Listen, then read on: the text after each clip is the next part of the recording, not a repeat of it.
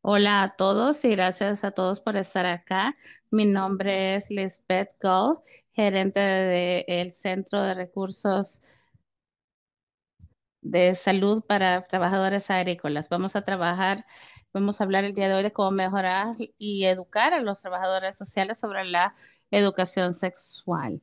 Esta información ha sido proporcionada a través de diferentes organizaciones y el Centro de Capacitación para la Prevención de Infecciones de Transmisión Sexual y VIH en los Estados Unidos y también entre trabajadores agrícolas.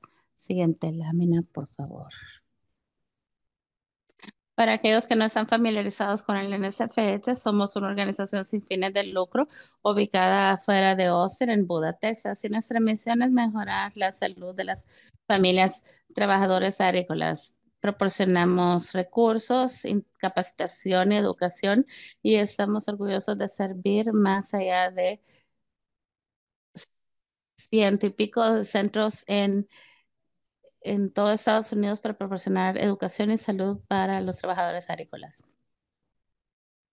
Los objetivos del día de hoy incluyen aumentar la conciencia sobre las crecientes tasas de enfermedad de transmisión sexual o ETS en los Estados Unidos, delinear los factores que contribuyen al ETS y VIH entre trabajadores agrícolas y describir los desafíos para proporcionar información y servicios a los trabajadores agrícolas. Siguiente lámina.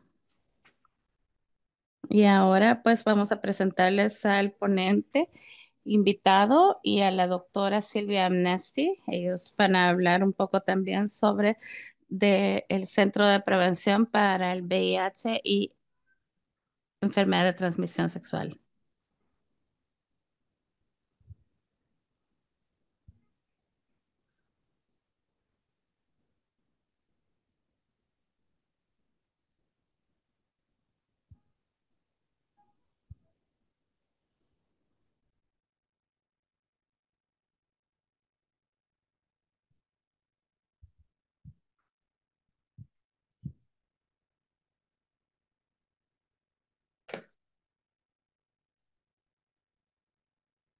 Muy bien, pueden ver mis diapositivas o láminas. Bueno, quiero iniciar agradeciendo a Vanessa y a Lisa por su invitación tan gentil para hablar con ustedes el día de hoy sobre este tema y quiero agradecerles por darnos su tiempo esta tarde.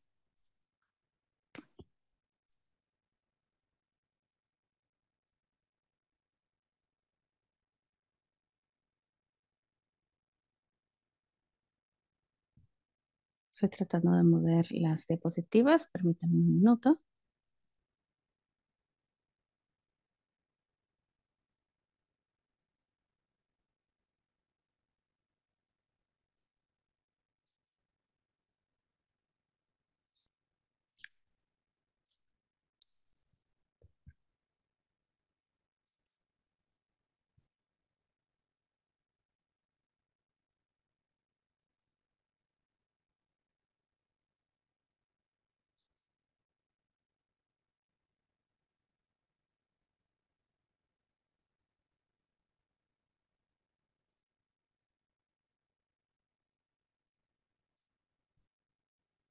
Vamos a tratar algo diferente.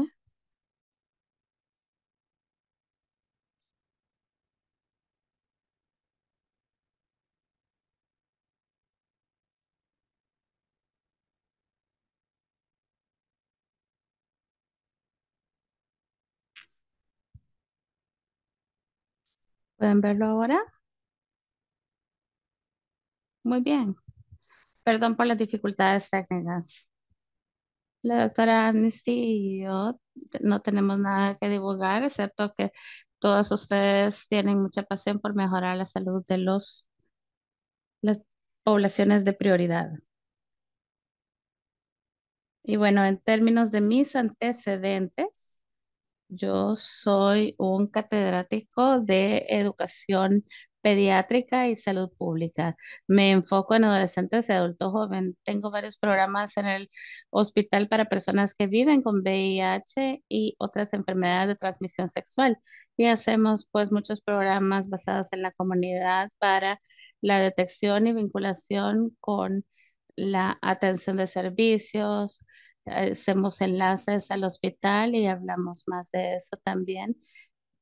Vamos a hablar más de eso en el webinar de octubre. En Nueva York hemos visto una cantidad de personas que vienen a la ciudad de otros países. Muchos de ellos son migrantes, por lo que nuestras clínicas han visto un incremento en personas que vienen de México, Centroamérica y Suramérica. Y muchos de estos vienen con enfermedades de transmisión sexual y VIH, y vamos a hablar de esos casos hoy día también. Inicié una clínica también que brinda servicios integrales de salud mental para las personas que regresan de la cárcel o de la prisión, y también enseño en la Escuela de Salud Pública de Columbia y en la Escuela de Medicina.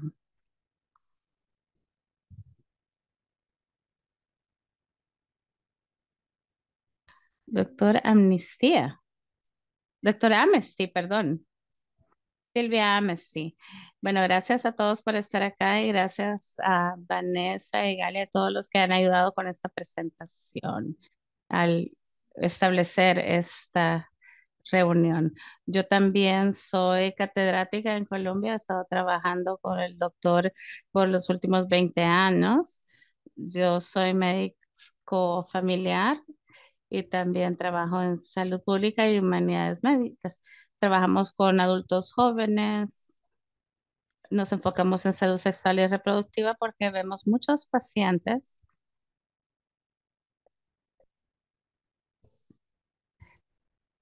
que no tienen seguros y también muchos migrantes indocumentados. Y por eso, como dijo el doctor Cole, hemos visto un repunte en la cantidad de enfermedades de transmisión sexual. Trabajo también para el Centro para la Esperanza y Resiliencia y enseño a los estudiantes de medicina en salud pública, medicina y residentes de medicina familiar en Colombia. Así que bueno, quiero también agradecer a Lisbeth y Vanessa, aparte a Jessica, a Cindy, por ayudarnos con esta presentación. Todos ellos trabajan para el Centro de Entrenamiento de Nueva York y yo soy el director de ese centro. Y bueno, esto es para proporcionarles información sobre lo que hacemos. Nosotros proporcionamos capacitación y si quieren información adicional sobre las enfermedades de transmisión sexual, pueden registrarse a nuestro sitio web para obtener más información. Y vamos a poner ese URL más adelante. Así que tenemos mucho trabajo que hacer en cuanto a las enfermedades de transmisión sexual.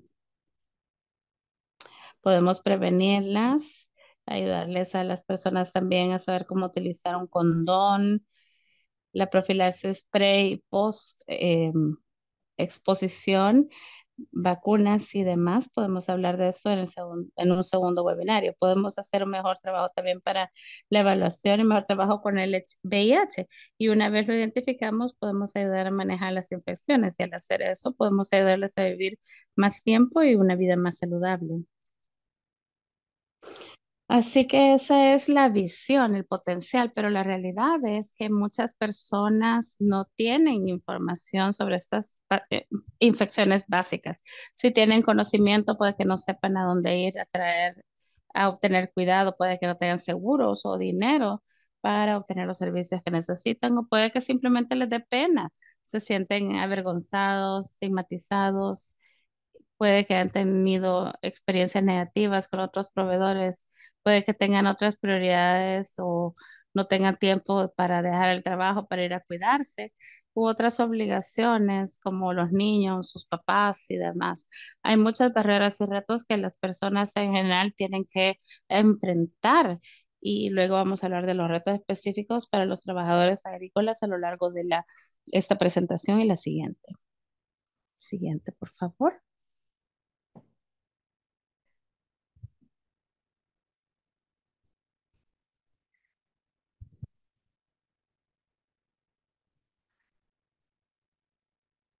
Perdón, he perdido la pantalla de lo que estoy compartiendo con ustedes.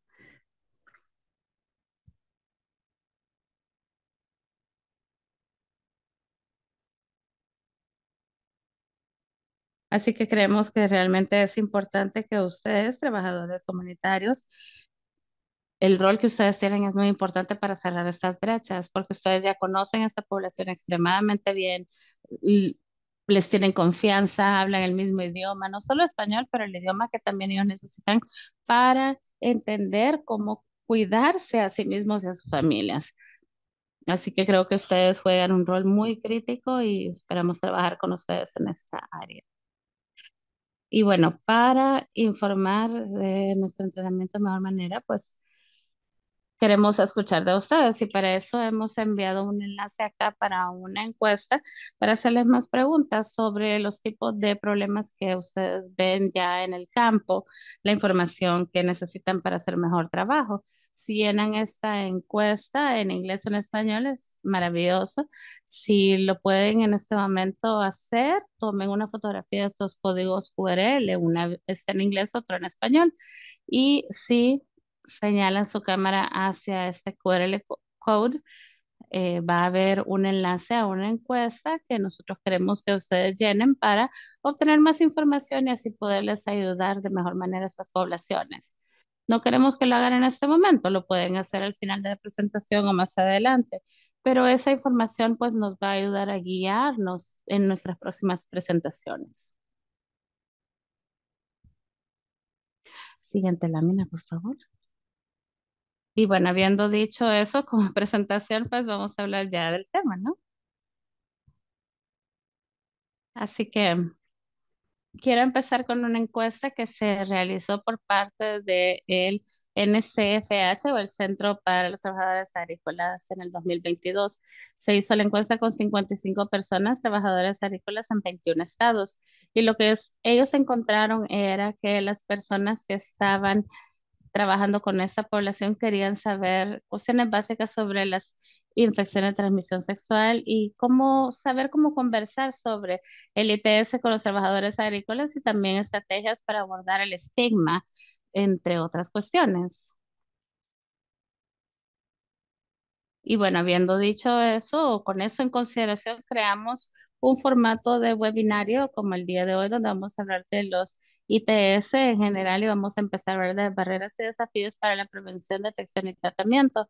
Y en el segundo webinario, que va a ser en octubre, vamos a hablar sobre estrategias innovadoras para llegar a los trabajadores agrícolas y darle los servicios y cualquier otro tema que no hayamos logrado completar el día de hoy. Así que vamos a empezar a hablar sobre el impacto de las enfermedades o infecciones de transmisión sexual en las personas. Para algunos de ustedes esto será una revisión, puede que ustedes ya hayan oído hablar de ese tema, pero creemos que siempre ayuda a refrescar la memoria. Pero para otros puede que esto sea la primera vez que han hablado, que se están enterando de ese tema y queremos que todos estén en la misma página y por eso estamos haciendo esta in- información principal para todos. Le vamos a hablar brevemente de las ITS en los Estados Unidos, señales y síntomas de las ITS más comunes y de aquellas que no hablemos el día de hoy, podemos hablarlas en la próxima ocasión. Vamos a hablar también de las complicaciones, de el buen tratamiento o no un buen tratamiento y también la relación que existe entre las enfermedades de transmisión sexual y el VIH. Y bueno, en esta lámina básicamente dice que las ITS están incrementando y que son comunes, especialmente la gonorrea y sífilis. Cada vez estamos viendo más casos de estos en Estados Unidos. Y esto es un subconteo, sabemos, porque muchas personas no vienen a detectarse y vamos a hablar de eso más adelante, pero es un costo muy alto por estas infecciones. Se estima que lo que los contribuyentes de impuestos pagan más de 16.000 millones de dólares cada año asociado con el tratamiento de estas infecciones y sus complicaciones. Y bueno, cualquier persona que está teniendo sexo sin protección o alguien, con alguien que está infectado, obviamente está en riesgo, pero queremos poner atención especialmente a los jóvenes, porque los jóvenes representan un cuarto de la población, pero desproporcionalmente están siendo impactados por las ITS. Alrededor del 27% de los nuevos casos de personas enfermas se ven aquellos de 15 a 24 años cada año. Pero no solo son los jóvenes que nos tienen que preocupar, ¿no? Debemos de preocuparnos de las personas adultos mayores también que están teniendo sexo por una variedad de razones. Viagra, Cialis se venden en el mercado. Hay aplicaciones incluso para adultos mayores, personas que enviudaron o se divorciaron y vuelven ahora a salir a, a socializar. Entonces tenemos que preocuparnos respecto a las ITS en todo el espectro de edades.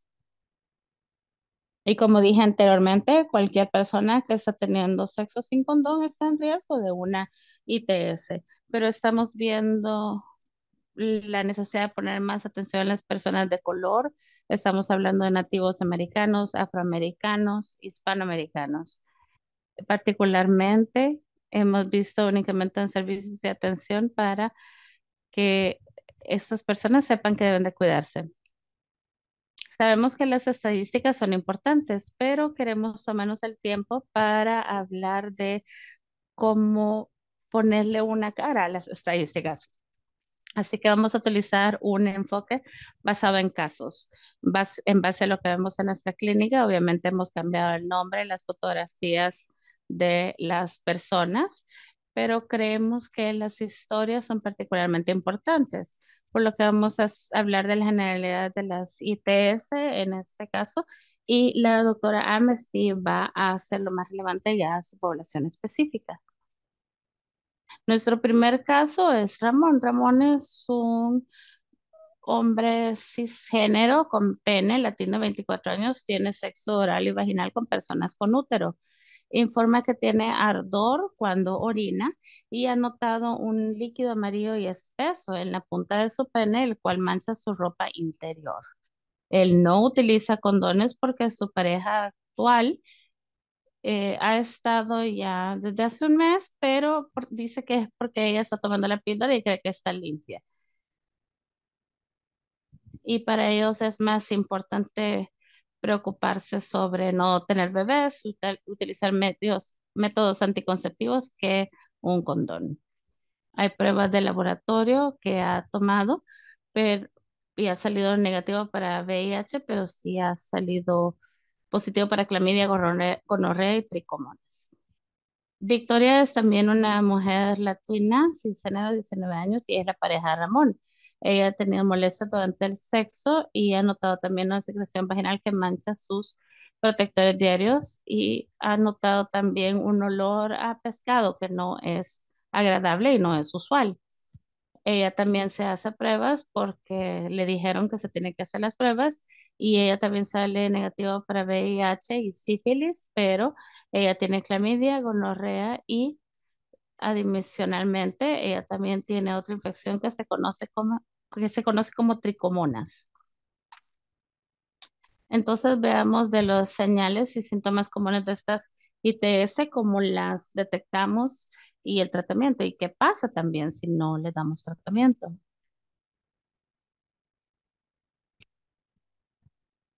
Los síntomas comunes en las personas con pene es la eyaculación dolorosa, sentir que arde al al orinar o secreción también. Y para las personas con útero hay secreción vaginal o puede que se sientan incómodas al tener sexo. Puede que sientan también la necesidad de orinar muy frecuentemente y ardor. A veces piensan que son enfermedades relacionadas con la vejiga, pero la ITS también pueden ocasionar síntomas muy similares a la infección de la orina o de los riñones. Para las personas que tienen sexo oral sin condón y la otra persona tiene una infección, puede que desarrollen señales y síntomas de una garganta adolorida. Muchas personas se hacen pruebas incluso de streptococos o strep en inglés y dicen, no, estoy bien, no es eso, pero podría ser una infección de transmisión sexual, por lo que los médicos tienen que hacer las preguntas correctas y hacer las pruebas adecuadas. Puede que las personas también sientan molestias rectales si están teniendo sexo anal sin protección. Puede haber descarga del área del recto en forma de mucos, puede que arda el ano, puede que sientan molestias cuando van al baño también. Todo eso puede ser como un resultado de la infección como clamidia o gonorrea. Y bueno, la primera pregunta para todos ustedes es que hemos hablado ya sobre estas señales comunes y síntomas, ardor al orinar, micción frecuente o orinar frecuentemente, secreción, dolor, sarpullido y demás. Entonces, ¿cuál es la señal más frecuente o común de gonorrea y clamidia? ¿Una de estas, todas o ninguna de estas?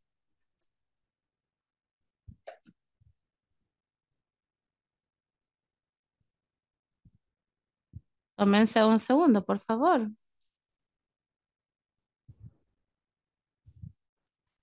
No hay ninguna respuesta incorrecta y vamos a ver cuál es la que ustedes creen que es la más común.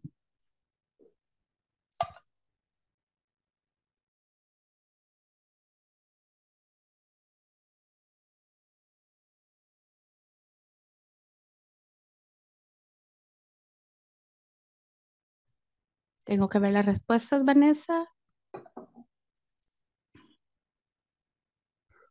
No veo las respuestas. Aquí están.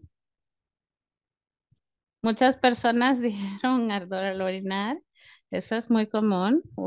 Orinar frecuentemente es común también. Que el líquido o salga dolor o sarpullido o secreción. Y muchos de ustedes dijeron que ninguna de las anteriores, la cual es de hecho la señal correcta. Muchas personas no tienen ningún síntoma cuando tienen gonorrea o clamidia, lo cual es asusta, ¿no? Porque uno puede tener una infección muy seria en el cuerpo y sentirse completamente bien y normal. Muchas ocasiones puede que uno tenga síntomas muy leves. La doctora Amnesty y yo hemos tenido hombres que vienen a la clínica y dicen, sentía un poquito de hormigueo en la punta de mi pene, pero se me quitó y estoy bien, ¿no? No, podría ser una infección y por eso es que tenemos que hacer estas pruebas. Y hablando de pruebas, pues hemos cambiado muchísimo en cómo se hacían las pruebas hace 20, 30 años. Tenemos que hacer una prueba pélvica, hacer un examen de hisopo adentro del pene o la vagina, lo cual era bastante incómodo y a veces los hombres pues no querían venir porque estaban preocupados de que el examen era muy incómodo. Ahora la tecnología ha evolucionado por lo que podemos detectar pequeños fragmentos de gérmenes en la orina. Nos dan una prueba de orina y podemos detectar la infección. Pero también puede que hayan rastros de infección en otras partes del cuerpo, como el recto y la garganta. Por lo que estamos haciendo ahora es pedirle a los pacientes que tomen una prueba isotópica del recto o la garganta y le vamos al laboratorio y eso nos ayuda para encontrar infecciones que puede que nos hayamos perdido si solo hacíamos una prueba de orina. Y también eh, estas pruebas son más rápidas y menos avergonzosas. Estos son las tres tipos de pruebas que hacemos y son importantes para medir la detección y evaluación de las ITS. Y bueno, hablamos sobre la clamidia y gonorrea. Tenemos buenas pruebas para esos, para personas que tienen útero o pene. La tercera de eso, la tercera cosa de esto en esta pareja era que tenía la señora tricomonas, pero no tenemos una prueba todavía de esto para las personas que tienen pene, solo para mujeres. Así que Ramón habló con su compañera, logró que llegara acá para obtener tratamiento. Él pudo obtener tratamiento también porque ella también tenía la infección. Si de no ser así, la infección iba a pasar de uno al otro y podía ocasionar más problemas. Entonces, bueno, el tratamiento para la clamidia de tricomonas es bastante sencillo. Son antibióticos que se toman por alrededor de una semana y eso cura la infección y nunca tienen que volver a tomarla a menos que se vuelvan a involucrar con alguien infectado sin condones. Para la gonorrea hay una inyección de antibiótico que por lo general solo es una dosis. El problema se convierte en qué pasa si no se hace la detección, si no se le da seguimiento al tratamiento, qué podría pasar como consecuencia. Y bueno, hay serios problemas que pueden surgir. Para las personas que tienen útero, ese es un diagrama de la anatomía interna. Perdón, no tengo acá como para mostrarles cada una de las piezas, pero en la parte inferior está la vagina, luego va el útero y luego están los tubos y luego los tubos de falopio y los ovarios.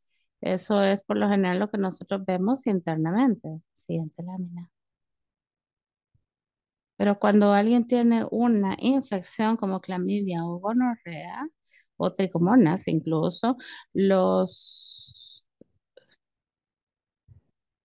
los tubos, por lo general, vamos a mostrar en la lámina, son muy delgados, entonces estos se inflaman y parecen como salchichas. Y no solo las trompas de falopio se inflaman y parecen como salchichas, pero dentro de las trompas de falopio hay mucho tejido cicatrizado y eso puede crear una cantidad de problemas, como dijimos. Del lado izquierdo de la pantalla hay una fotografía de una anatomía normal.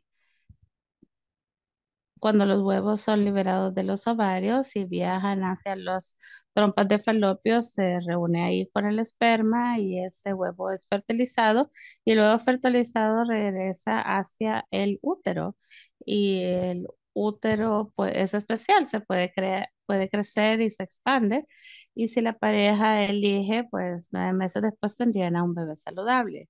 Del lado derecho es lo que pasa si alguien, por ejemplo, una mujer, tiene clamidia o gonorrea, el huevo se libera, llega acá se une al esperma y debido al daño que hay en los trompas de falopio, el huevo queda pegado en este tubo o en la trompa de falopio y no puede llegar al útero. Las trompas de falopio son delgaditas, es como casi como un espagueti, no está hecho para crecer y acomodar a un feto de 13 o 9 meses. Entonces lo que pasa es que se rompe, se quiebra y sale mucho pus y sangre y eso se va al estómago de la mujer. Eso puede ocasionar una emergencia médica y una cantidad de complicaciones, incluyendo la muerte. Así que esto es una complicación muy seria, la cual podría prevenirse utilizando condones o identificando o siendo tratado y tomando los antibióticos necesarios. Si eso no pasa, puede pasar algo muy serio como esto. Esta es la anatomía interna de un hombre. Y pues en la parte de arriba está la vejiga, ahí cae la orina de los riñones y periódicamente se libera a través del pene por medio de la orinación. En esta parte del pene están los testículos y los testículos los testículos hacen y almacenan la esperma que pasa a través de estos ductos y se liberan durante la eyaculación. Entonces, del lado izquierdo del diagrama vemos un testículo normal, es redondo y en la parte superior tiene algo que se llama epidimis y hay un tubo que libera el esperma hacia la uretra y hacia el pene. Si esa persona se infecta con clamidia o gonorrea, podemos ver que acá se inflama esta ese tejido también se inflama y puede cicatrizarse también como en el caso de la mujer. Y la expresión común que escuchamos es de que les duelen los testículos y solo les sale fluido y no esperma porque el esperma se queda como atrapado. Y el resultado principal, bueno, de este tipo de complicaciones puede ser la infertilidad.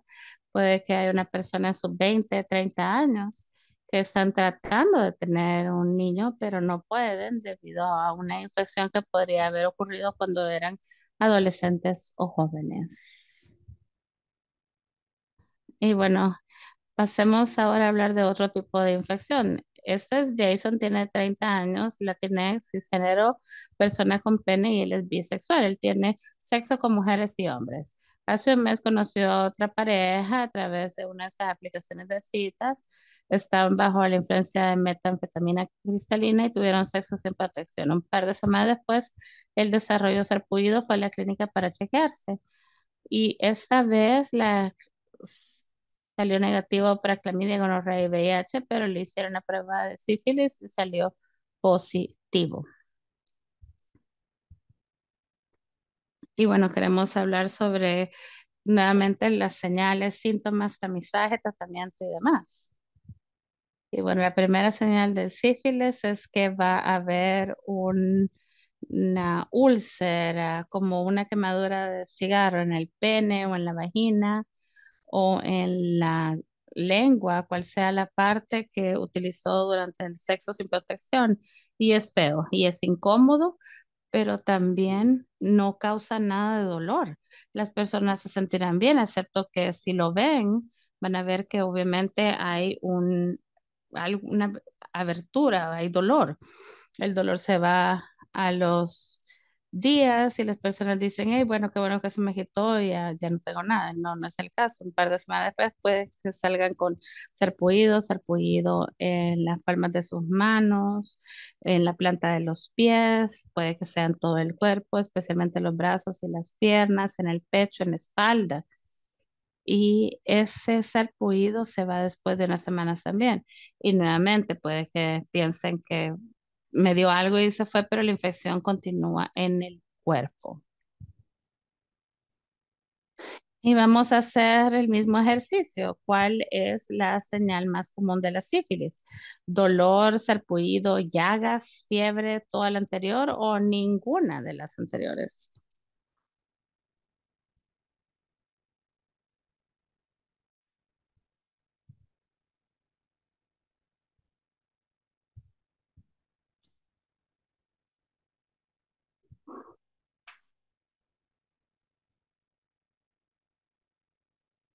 Y bueno, gracias a todos también por participar. Eso es de mucha utilidad.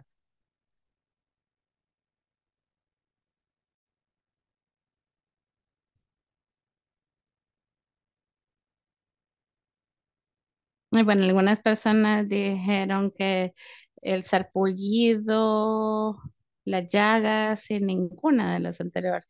Si ustedes son súper inteligentes, porque esa es la respuesta correcta. La señal más común o síntoma de la sífilis es tener ningún síntoma. Una persona puede tener esta infección en su cuerpo y no saber nada de eso. Y bueno, por eso es muy importante que las personas vengan y se hagan pruebas. Y para esto tienen que hacerse una prueba de sangre.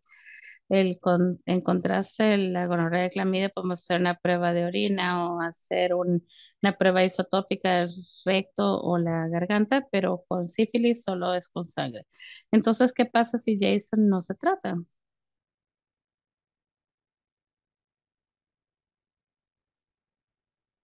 Y bueno, la sífilis puede ocasionar daños a las partes internas del cuerpo, ojos, cerebro, corazón, riñones e hígado, por lo que si no reciben el tratamiento, este germen puede dañar todos estos órganos.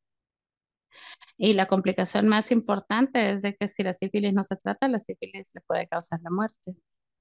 El tratamiento es bastante sencillo, es una inyección de penicilina, por lo general es una, y si no sabemos por cuánto tiempo tiene la persona la infección, se le dan hasta 3 inyecciones, pero se puede tratar, se puede curar, hay para evitar estas complicaciones y prevenirse si alguien pues obtiene cuidados necesarios. Así que hay otro problema del que queremos hablar. Y bueno, las personas que se infectan con sífilis si no se tratan y se embarazan, el germen se puede transmitir o pasar al feto en desarrollo. Hemos visto muchos casos incrementados en personas con útero y también sífilis congénita, que significa que ha sido transferido al fetus. Las complicaciones de la sífilis en feto especialmente puede ocasionar pues la muerte fetal. El bebé nace y muere. Y si el bebé nace puede que tenga daños significativos al cerebro, le puede ocasionar sordera, deterioro neurológico y deformidades óseas. Entonces, la sífilis congénita es un problema serio que puede prevenirse, pero estamos viendo desafortunadamente cada vez más y más casos porque las mujeres no se enteran que la tienen y no reciben cuidados. Si alguien está embarazada y quiere continuar su embarazo, deben de chequearse para asegurarse que no tengan sífilis y si hay algo, podemos tratarle y prevenir complicaciones de ocurrir. Entonces, bueno, hablemos también de las transmisiones de las enfermedades de transmisión sexual y VIH. Este es el caso de Mercedes. Es una mujer cisgénero de 75 años con un útero y es una abuela. Y ella la trajeron a la sala de emergencias porque estaba perdiendo mucho peso y tenía manchas blancas en la boca y le costaba tragar y comer. Su marido murió hace 3 años de lo que a ella le dijeron que había sido cáncer. Y lo pongo entre comillas. Esta era una persona que viajaba muchísimo de un lado a otro por motivos de trabajo. Y bueno, ella nunca había tenido sexo con nadie más aparte de su esposo.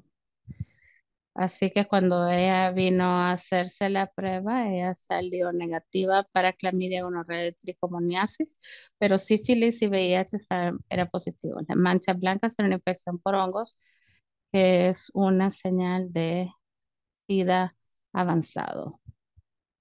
Así que bueno, como sabemos, hay alrededor de 1,2 millones de personas que viven con VIH en Estados Unidos. Y el riesgo y la cantidad de nuevos casos no se distribuyen parejamente. Vemos acá algunos estados que están bien rojos.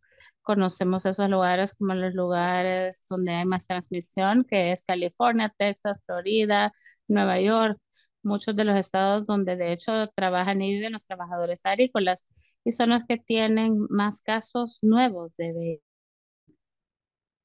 Entonces, como les dije, además de las ITS, vemos lo mismo con el VIH y este es un subconteo porque muchas de las personas no están haciéndose la prueba de VIH, por lo que ni siquiera saben cuál es su estatus y no están obteniendo la ayuda que necesitan y puede que estén transmitiendo la enfermedad a otras personas. En estos estados con la cantidad más alta de personas nuevas con VIH, menos de 1 de cada 3 se le hacía la prueba de VIH en el último año, así que el problema podría ser incluso peor de lo que se ha reportado. ¿Y por qué la CTS incrementa el riesgo del VIH? Tenemos que hablar de cómo la piel funciona como una barrera, previene las infecciones, pero si la piel se rompe, los gérmenes entran. Entonces, como vieron con la sífilis, vieron que hay una llaga, un tipo de úlcera, ¿no? Y eso es un quiebre en la piel. Entonces, las infecciones como sífilis, herpes, y podemos hablar de esta más adelante, hace más fácil que los gérmenes como el VIH entren en la parte mucosa del cuerpo, la boca, el recto, la vagina, y llegar así pues a la parte interna del cuerpo y ocasionar una infección. Hace 30 años, bueno, yo empecé a trabajar en eso y asistía a muchos funerales debido a que no existía tratamiento para el VIH. Luego empezamos a tener mejor tratamiento, pero las personas tenían que tomar hasta 15, 20 pastillas 3 veces al día. Con suerte ahora la mayoría de personas solo tienen que tomar una pastilla 1 vez al día. Y sabemos que si hacen eso, eso puede dramáticamente reducir la cantidad de virus en su cuerpo. Y así no solo pues estarán saludables, pero pues, podemos evitar que transmiten la enfermedad a otras personas porque el virus se mantiene bajo control. Y bueno, hay personas que no pueden tomar pastillas o no pueden tragarlo, o si les preocupa de que estén la preocupación por las pastillas, ¿no? Tenemos un tipo de medicina nueva que las personas pueden obtener y es una inyección. Solo necesitan obtener esta inyección cada 2 meses y eso puede controlar el virus VIH para que las personas vivan una vida más saludable y mejor. Y también podemos hablar de cómo prevenir el VIH la próxima vez que hablemos. Y bueno, ¿qué tratamiento del VIH? El tratamiento del VIH puede ayudar a controlar el virus, a tener vidas más saludables y de evitar incluso otras enfermedades como cáncer y problemas del corazón. Y eso es para mantenerlo bajo control. Si se mantienen bajo control, no lo van a poder regar a otras personas, a sus compañeros sexuales o a sus menores. Y bueno, sin tratamiento, como dije anteriormente, pueden haber complicaciones. Y bueno, y puede que las personas no tengan síntomas, como dijeron, y las complicaciones pueden ser devastadoras. Puede que sea más fácil adquirir el VIH. No hemos tenido la oportunidad de hablar de las complicaciones psicológicas y salud mental, y eso puede ser serio. Pero sí podemos hacer que las personas vengan a examinarse, podemos prevenir, tratar y manejar estas infecciones. Voy a detenerme acá y no voy, permitir preguntas en este momento porque vamos a continuar con la presentación de la doctora Ames y al final vamos a responder preguntas.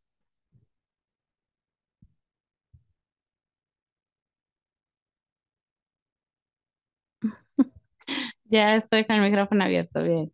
Bueno, vamos a continuar y gracias. Voy a hablar yo un poquito más sobre otras cuestión de la ITS y el VIH, que es un poquito más difícil de evaluar, pero creo que es igual de importante. Uno de los factores que contribuyen a las ITS y el VIH o los riesgos, ¿no?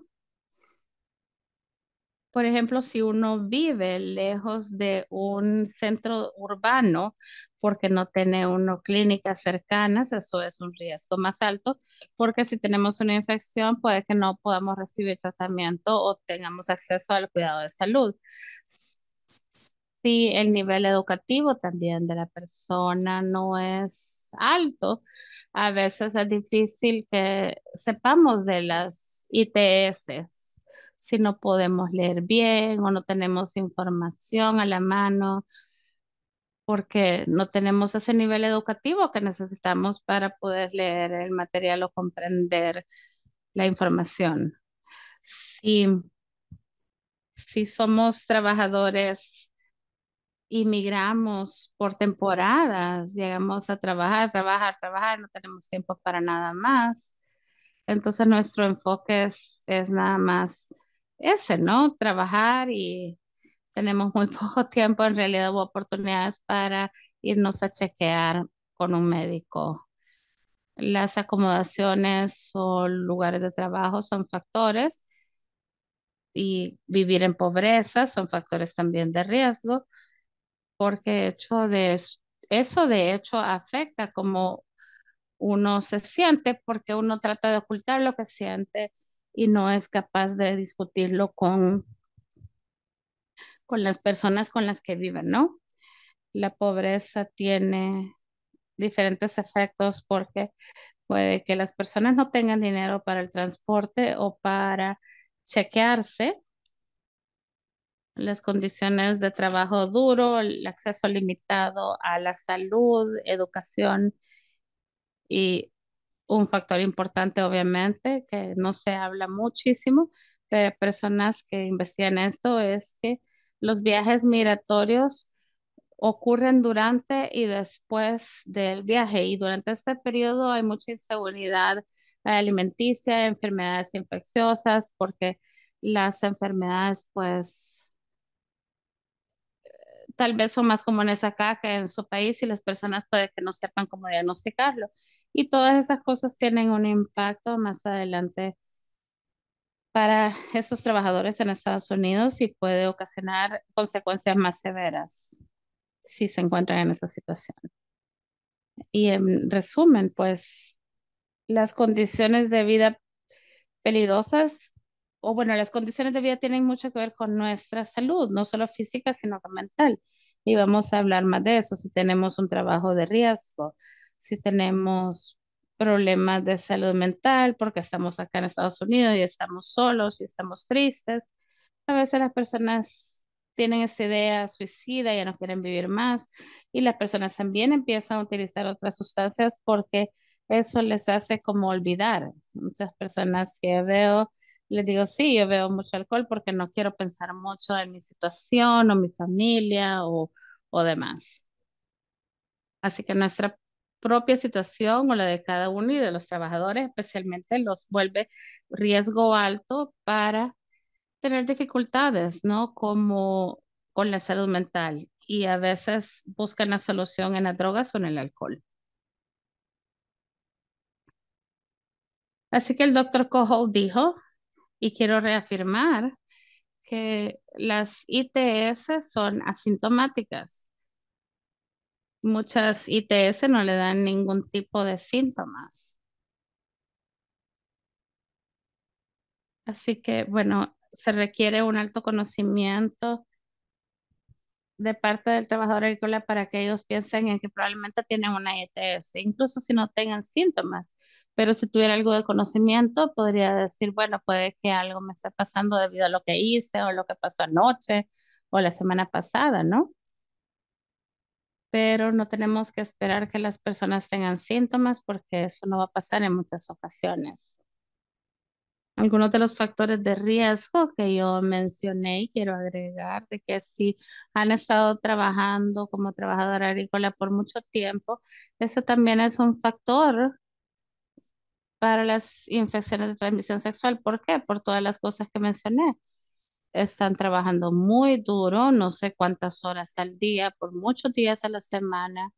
No tienen mucha familia alrededor, no tienen amigos, solo que hacen es trabajar y trabajar. Eso afecta la salud mental y afecta en realidad pues su estado mental. Se ponen muy tristes y pueden empezar a salir con los amigos y beben y, y podemos hablar más de eso, pero por eso es que esto sale en los estudios. Si uno trabaja como un trabajador migrante por más años, está en más riesgo.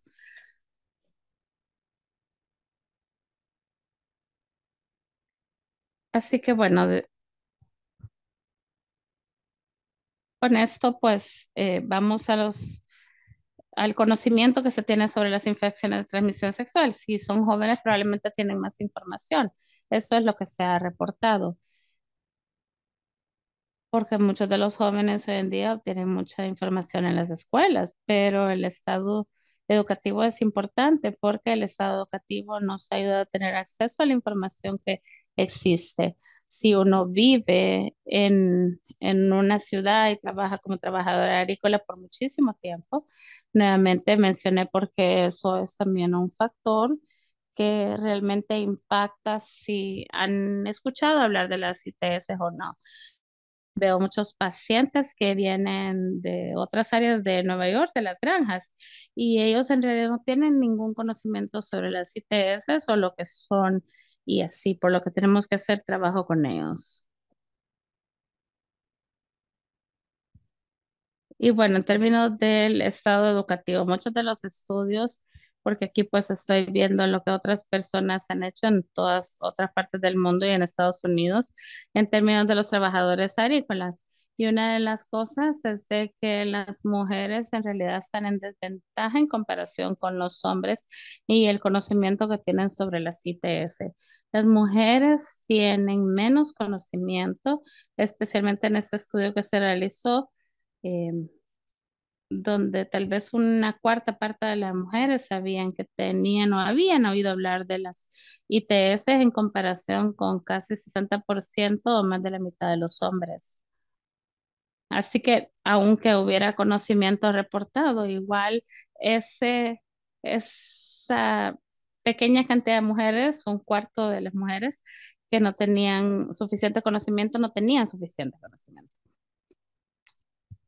Entonces, las personas puede que tengan cierto conocimiento, pero no es un buen nivel de conocimiento y eso lo hace una situación difícil y contribuye mucho a lo de las ITS. Otros estudios, por ejemplo, el de por qué de cuáles ITS son más frecuentemente escuchadas. Muchas personas han oído hablar obviamente del VIH-Sida, pero menos de un cuarto de las mujeres han oído hablar del VIH-Sida. Parece difícil de creer, pero es la verdad. 8,5 de las mujeres, menos del 2% o de una de 10, han oído hablar de la hepatitis B. Los hombres, por otro lado, casi la mitad han oído hablar del VIH-Sida y aún así es bajo. Y 20% han oído hablar de la hepatitis B. Así que la tasa de los que afirmaron que las infecciones de transmisión sexual o ITS solo se transmiten a través de las relaciones sexuales, dijeron 26% de las mujeres o un cuarto de las mujeres sabían que las ITS solo se transmiten por relaciones sexuales y menos de la mitad de hombres sabían eso y escuchamos eso. Alguien dijo, tal vez me contagié en el inodoro, en el baño, o puede que algo más haya pasado, tomé agua de tal lugar. Y no, no es así. Las infecciones de transmisión sexual únicamente se transmiten por el sexo. Dijimos algo anteriormente sobre los grupos jóvenes, adolescentes, que saben más sobre las infecciones de transmisión sexual y es algo que se ha reportado en el estudio, pero fue interesante al mismo tiempo darnos cuenta que los jovencitos son los que están obteniendo más ITS en comparación con otros grupos etarios. Sí tienen más conocimiento, pero se infectan más. El conocimiento es importante, pero no lo es todo. Hay muchos otros factores. Y en términos de cómo uno se protege,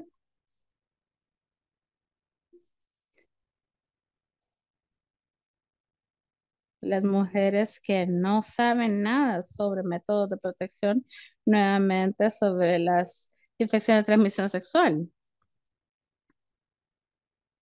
3/4 de las mujeres, o más de las 3/4 de las mujeres, no sabían sobre métodos de protección. Y puede que tal vez la mitad de los hombres sabían de eso. Y estos números pues están súper bajos para las mujeres especialmente. Y obviamente ese es un factor de riesgo para el VIH y en relación a los factores de riesgo que encontramos en literatura para los trabajadores migrantes, especialmente el involucrarse en sexo sin protección, porque, bueno, vemos, ¿no? Que muchos no saben de eso, pero el consumir sexo y alcohol durante la actividad sexual, y podemos hablar más de eso, y tener acceso a las instalaciones de cuidados médicos. Así que quiero pues mencionar, porque como tenemos algunas subpoblaciones que probablemente están en un riesgo incluso más alto cuando hablamos de hombres o mujeres, y esa es la comunidad LGBTQ, las poblaciones lésbicas, homosexuales y demás. Ellos están en mayor riesgo todavía de adquirir las infecciones de transmisión sexual.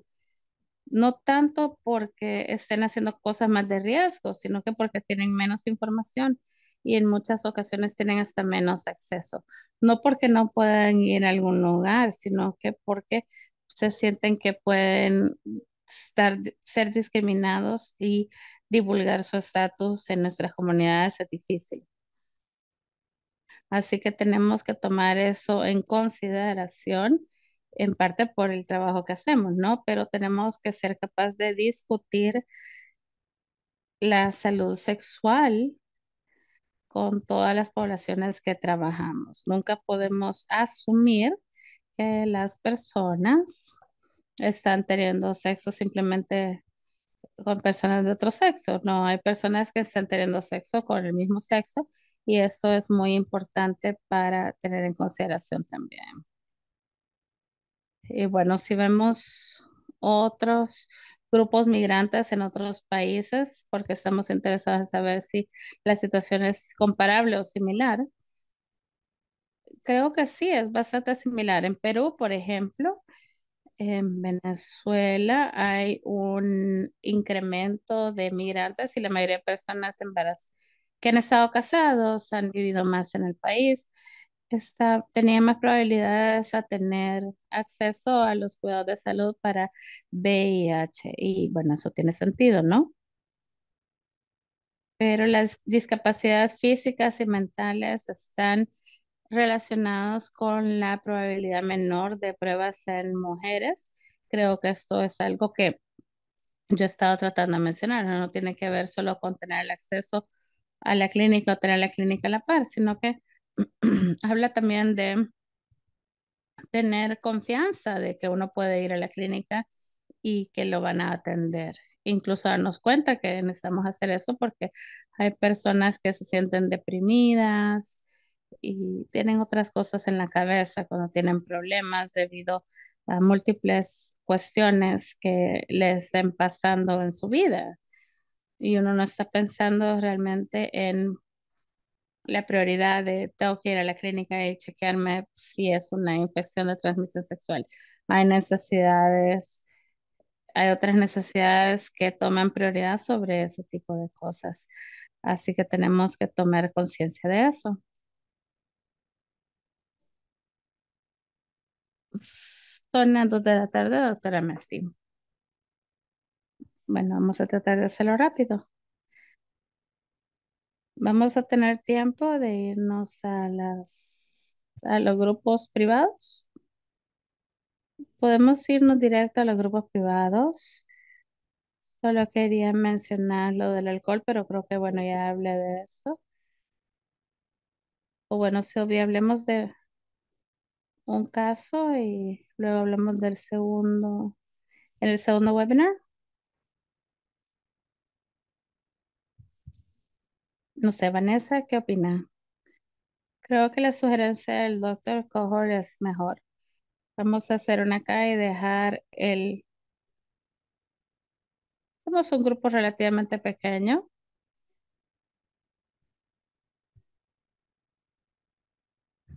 Ok, voy a saltarme muchas de las cosas que quería hablar, pero una de las preguntas que quería hacerles es si ustedes se sienten cómodos hablando de sexo con sus clientes, sin importar de dónde se encuentren. Y voy a dejar esa pregunta ahí porque eso es algo en lo que podemos empezar a hablar en el siguiente webinar y podemos iniciar con esta pregunta porque creo que el doctor Cornillo pensamos que este es un punto muy importante si uno se siente cómodo hablando sobre el sexo y demás.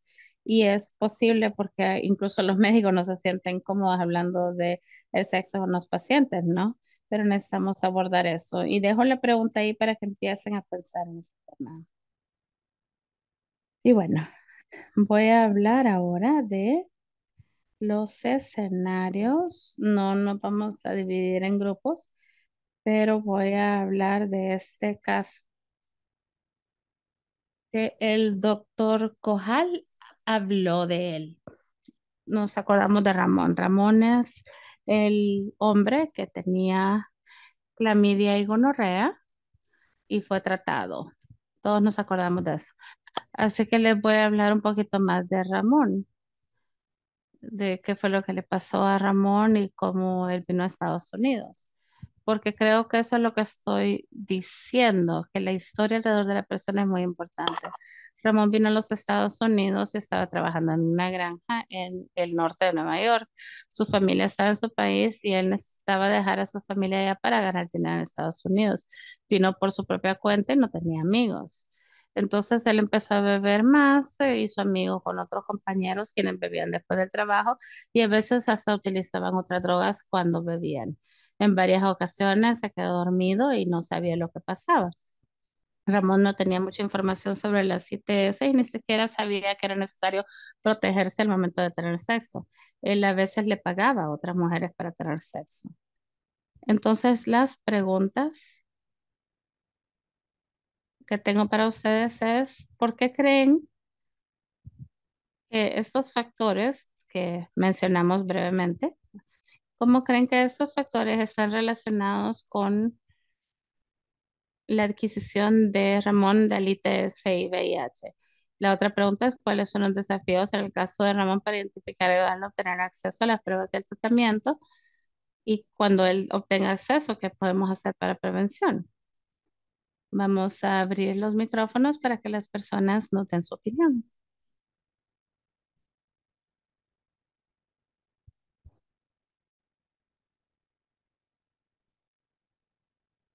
¿Y quieren que lo hablemos o lo pongamos en el chat? Vanessa, no sé si estoy en lo correcto. Sí, pueden abrir el micrófono y darnos su opinión. ¿Cuáles factores creen que están relacionados con que Ramón adquiriera VIH o ITS? ¿Cuáles son los desafíos que él enfrenta y qué podemos hacer para evitar que se infecte nuevamente?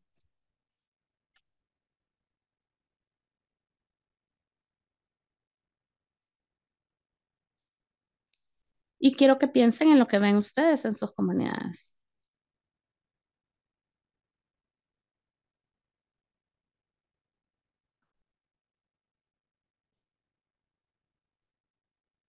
Y Ramón vino acá, estaba solo, se deprimió, bebía más, y bebía y tenía sexo sin protección, en veces ni se acordaba de las cosas. ¿Y qué pasa cuando las personas beben y tienen sexo?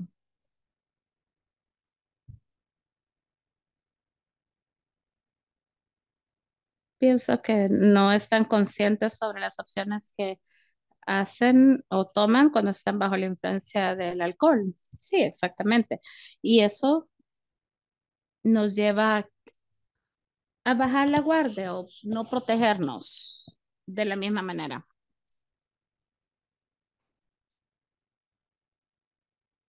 Y bueno, ¿qué más? ¿Qué más consideran que es un factor en la vida de Ramón?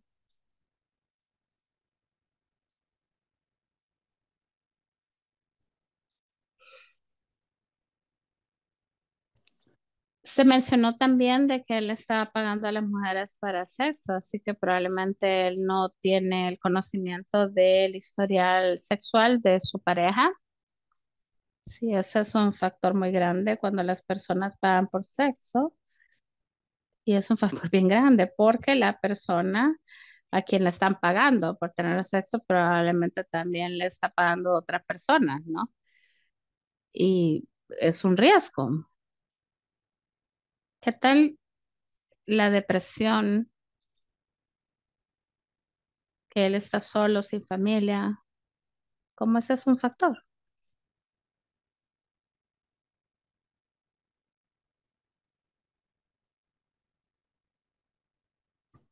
Sí, Julio, pero ¿puede hablarnos un poco más?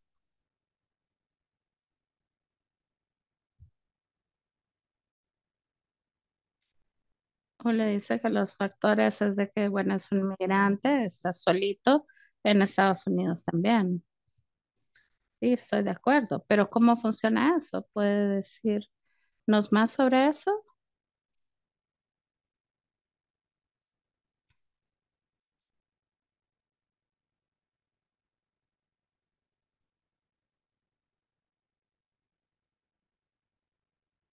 A veces, pues, el sentirse solo es lo que realmente lleva a estos comportamientos.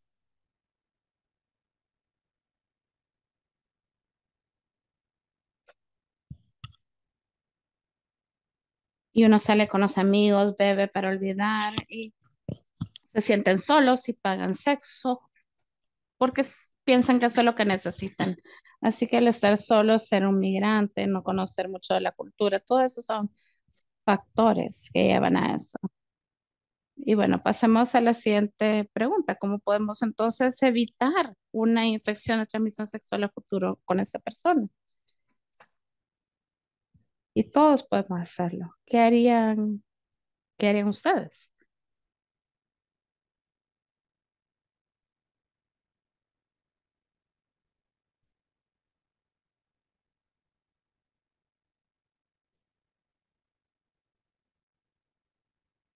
¿Cómo podríamos evitar que Ramón o alguien como él se vuelvan a infectar de otras ITS después de tratarlo para tratar de ayudarlo y así él no se vuelva a contagiar, considerando todos los factores que impactan eso? ¿Qué es lo que haríamos?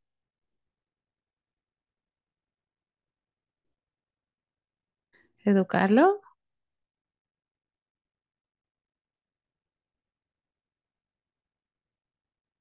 ¿Hablarle o educarlo sobre el sexo seguro?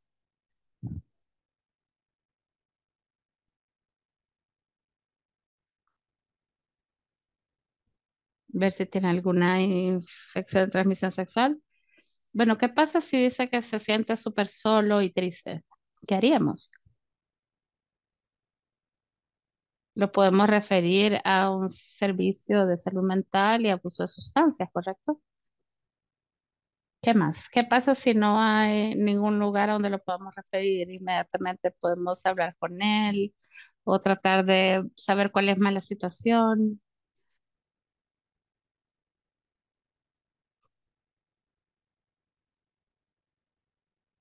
Sí, podemos evaluar el comportamiento y ver cómo ayudarlo. Es importante hablar con el cliente, pues, y escucharlos y enfocarnos en sus preocupaciones.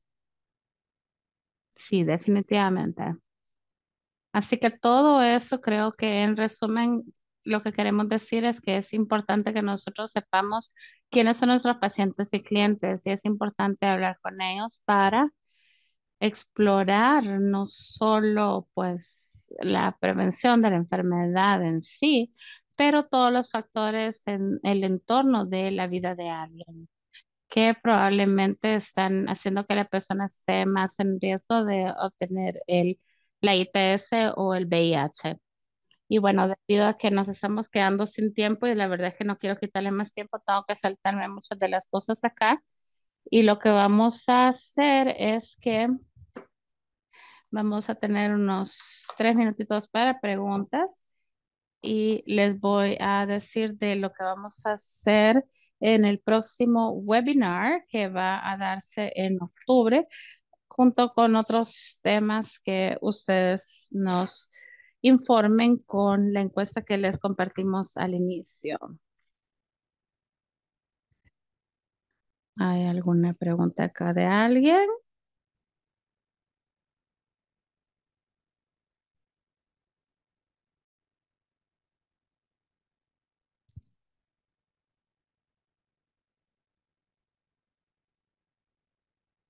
Si el bebé se infecta desde el nacimiento, el bebé podría vivir de forma saludable, depende de la ITS y el tipo de tratamiento disponible.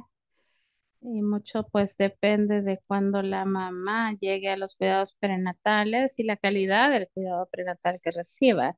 Así que idealmente queremos que la mamá tenga cuidados prenatales desde el primer trimestre, después de que se entera que está embarazada, para que pueda ella obtener nutrición ah, correcta, vitaminas y le chequeamos la presión arterial y el azúcar y la podemos también evaluar para clamidia, sífilis, triconomas, hepatitis y todas esas cosas, y hasta VIH. Y si algunas de esas enfermedades se detectan, entonces podemos tratarla y al tratarla le ayudamos a que tenga un embarazo saludable.